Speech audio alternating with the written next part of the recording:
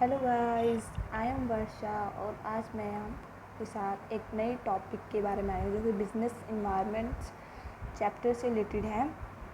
ये dimensions of a business environment, ये बहुत ही इम्पोर्टेंट टॉपिक है बिजनेस इन्वायरमेंट में से। और गाइस, ये जो टॉपिक है वो काफ़ी बार एग्ज़ाम में पूछे गए हैं, लॉन्ग क्वेश्चंस के अंदर ये आते हैं, ठीक है। तो इसको आप ध्यान से करिएगा। में 5 डायमेंशंस होते हैं बिजनेस इन्वायरमेंट में। First economic environment, social environment, technological environment, political environment और लीगल इन्वायरमेंट। तो 5 डायमेंशन होते हैं बिजनेस इन्वायरमेंट के। हम एक एक करके सभी को स्टडी करेंगे कि क्या होते हैं। Economic environment, it refers to the combination of economic system, economic policy and economic condition of a country. Guys, जो इकोनॉमिक इन्वायरमेंट होते हैं वो बिज़नेस पे डायरेक्ट इम्पैक्ट करते हैं, ठीक है। और ये अगर इसकी डेफिनेशंस में देखें तो ये कहते हैं कॉम्बिनेशन है economic system, economic policy and economic condition of a country. मतलब कंट्री के ये तीनों क्या है, कॉम्बिनेशन है। It includes those factor and forces which affect the economic conditions of a country. तो ये क्या है, इसमें इंक्लूड्स हैं वो फैक्टर और फोर्सेस जो कि हमारे कंट्रीज़ को अफेक्ट करते हैं, उसके कंडीशंस को अफेक्ट करते हैं। वो क्या है, जो एनी चेंज इन टैक्सेस, अगर कोई टैक्स में चेंजेस आ जाए तो भी हमारे बिजनेस को अफेक्ट करते हैं। इंटरेस्ट रेट में चेंज आ जाए तब भी इफेक्ट होता है, या इनकम और सेविंग में कोई चेंज आ जाए, ठीक है। Impact of economic environment on business. अब हम ये कहते हैं कि इकोनॉमिक इन्वायरमेंट बिजनेस के ऊपर कैसे इम्पैक्ट करते हैं। तो फर्स्ट ये देखिए, इसमें ये कहते हैं a decrease in the bank interest rates significantly increase the demand of goods and vice versa। जैसे ही बैंक के इंटरेस्ट में कोई चेंजेस आते हैं, ठीक है, अगर बैंक इंटरेस्ट क्या हुआ, डिक्रीज़ हो जाता है तो increase the demand of goods, तो गुड्स का डिमांड इंक्रीज़ हो जाएगा। बैंक ने अपना इंटरेस्ट कम कर दिया तो अब लोग ज़्यादा से ज़्यादा लोन लेंगे बैंक से, ठीक है। A rise in the income of the people leads to increase the demand of goods and vice versa. अब किसी पीपल की इनकम राइज होगी, इंक्रीज़ होगी, तो वो गुड्स ज़्यादा से ज़्यादा डिमांड करेगा, ठीक है। तो इससे हमारे बिजनेस में अफेक्ट करते हैं, हमारे कंट्रीज़ में अफेक्ट होंगे, तो ठीक है। तो ये इकोनॉमिक इन्वायरमेंट थे जो कि हमारे बिजनेस पे कैसे अफेक्ट करते हैं, ठीक है। सोशल इन्वायरमेंट कौन से होते हैं। Social environment refers to the values, traditions, culture and custom of the society which affect the business. Social environment as related to society. तो सोशल इन्वायरमेंट कोई वैल्यूज़, ट्रेडिशंस, कल्चर। ट्रेडिशंस में होते हैं कि गाइस कोई फेस्टिवल्स, अब like Diwali आ जाती है या ईद या मतलब कि गुरुपुर्ब एक्सेट्रा, मतलब कई सारे फेस्टिवल होते हैं जो हमारे इंडिया में सेलिब्रेट होते हैं। जैसे कि दिवाली आती हैं तो लोग ज़्यादा से ज़्यादा गुड्स परचेज़ करते हैं, दिए खरीदते हैं। तो ये हमारे बिज़नेस पे काफ़ी अफेक्ट होते हैं। हमारे बिज़नेस को इस टाइम ज़्यादा प्रॉफिट होते हैं क्योंकि लोगों की ज़्यादा डिमांड आती है गुड्स से रिलेटेड।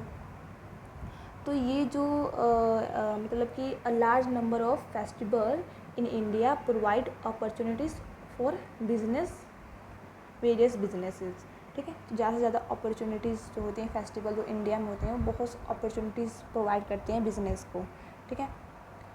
और अगर हम वैल्यूज़ की बात करें तो वैल्यूज़ में आ जाते हैं हमारे जैसे freedom, social justice, equality etcetera, ये सब आते हैं, ठीक है।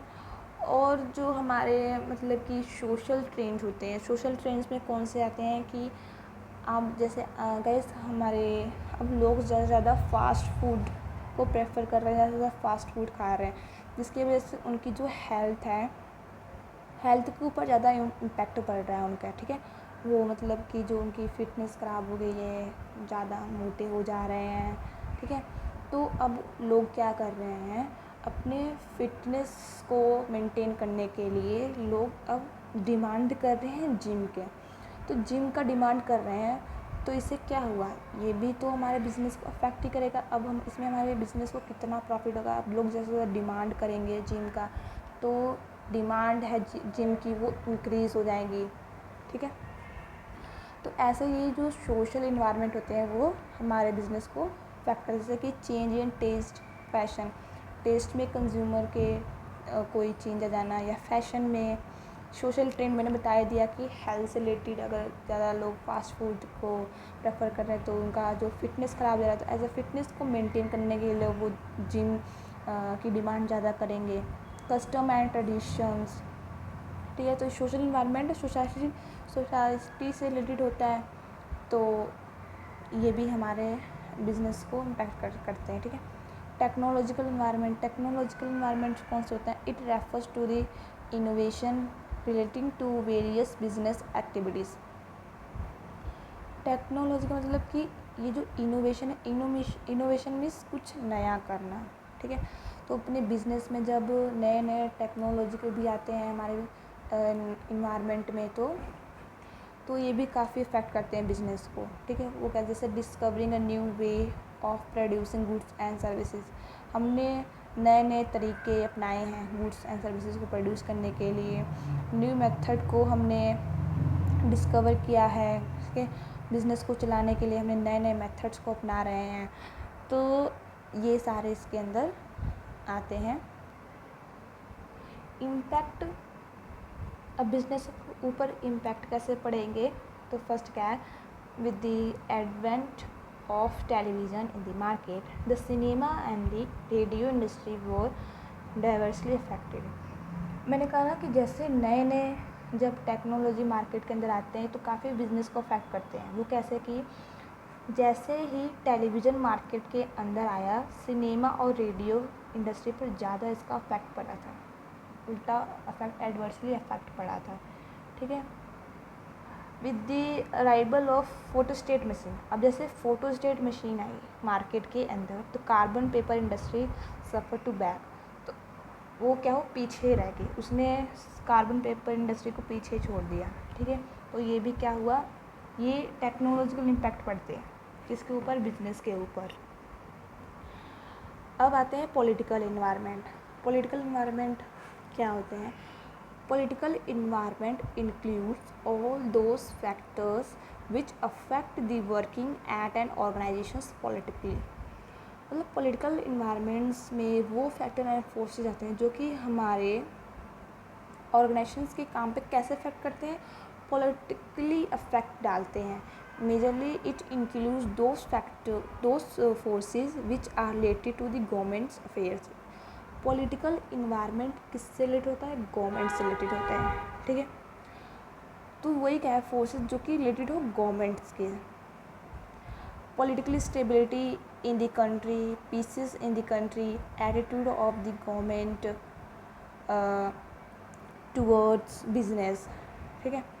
अब गाइस इसमें क्या होता है, गाइस अगर मैं आपको एक जनरल सा एग्जांपल पहले दूँ, मतलब अभी ये बिज़नेस रिलेटेड नहीं है, तो मतलब कि पॉलिटिकल इन्वायरमेंट कैसे इम्पैक्ट करते हैं कंट्री के ऊपर। जैसे योगी आदित्यनाथ, उन्होंने क्या किया, पहले हम इलाहाबाद करते थे, ठीक है।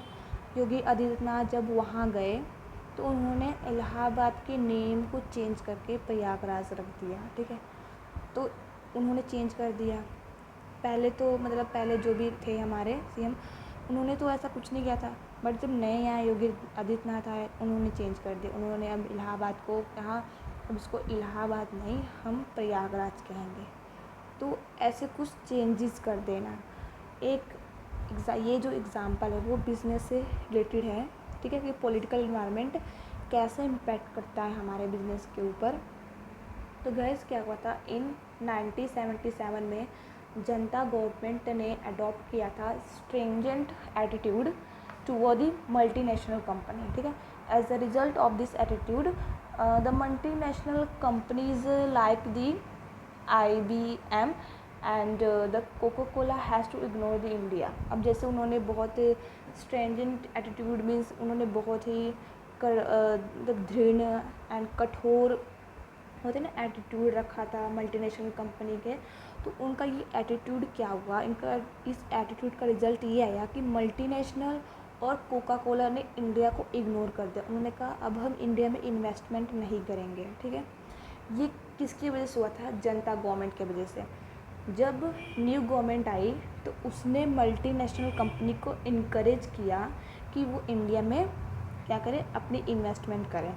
तब मल्टीनेशनल कंपनी ने उनकी बात मानी और फिर उन्होंने कोका कोला और मल्टीनेशनल कंपनी हमारे इंडिया में फिर दोबारा आए.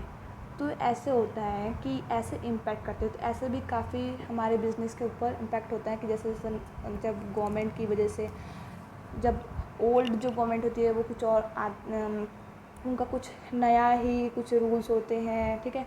जैसे नए आते हैं वो भी अपना कुछ अलग सा रूल्स एंड रेगुलेशंस बना देते हैं, ठीक है.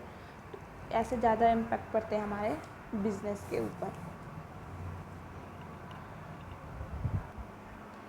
एंड हमारा जो लास्ट रह गया वो है लीगल इन्वायरमेंट. अब लीगल इन्वायरमेंट क्या होते हैं वो देखते हैं. Legal environment includes those factors and forces which affect the working of organizations legally. Legal environments में वो factor और forces include होते हैं जो कि हमारे organizations के working conditions पर कैसे affect करते हैं, legally affect करते हैं. legal में क्या होता है guys कि जो हमारे कानूनी जो rules and regulations, जो नियम एंड कानून बनाए जाते हैं, ठीक है, वो अफेक्ट कर सकते हैं. जैसे कि हमें ट्रैफिक से रिलेटेड जो रूल्स एंड रेगुलेशंस बनाए गए हैं वो सभी फॉलो करते हैं, ठीक है. अगर उनमें से कोई फॉलो ना करे तो उसको पेनल्टी पे करना पड़ता है ना. सेम ऐसे बिजनेस में भी होता है कि कुछ लीगली रूल्स एंड रेगुलेशंस बनाए जाते हैं. अगर कोई बिजनेसमैन उस रूल एंड रेगुलेशंस को फॉलो ना करे तो उसको पेनल्टी पे करनी पड़ती है, ठीक है. तो बिज़नेस में भी सेम फॉलो होता है. और ऐसे भी मतलब कि आपने देखा भी होगा ट्रैफिक में भी ऐसे होता है कि कोई ट्रैफिक का उल्लंघन कर दे, ठीक है, तो उसको पेनल्टी पे करना पड़ता है. तो बिज़नेस में भी सेम ऐसे ही है कि अगर कोई भी बिजनेसमैन उस रूल्स एंड रेगुलेशन जो कि लॉ ने बनाए हुए हैं उसको फुलफ़िल नहीं करेगा तो उसको पेनल्टी पे करना पड़ेगा. सेम गाइस यही इसमें सारा कुछ बताया गया है कि majority it includes rules and regulations and law which needs to be followed by every business organization. जिसको सभी बिजनेस ऑर्गेनाइजेशन को मतलब फॉलो करने पड़ते हैं. The judgement of the court, any act stated and legislatures. So यही होते हैं लीगल इन्वायरमेंट. आई होप आपको ये वीडियो पसंद आया होगा. प्लीज़ मेरे चैनल को लाइक एंड सब्सक्राइब करिएगा और ज़्यादा शेयर करिएगा. अगर आपको इन टॉपिक्स में कोई भी अगर प्रॉब्लम हो तो प्लीज़ कमेंट बॉक्स में ज़रूर मुझे बता दीजिएगा. So thank you so much.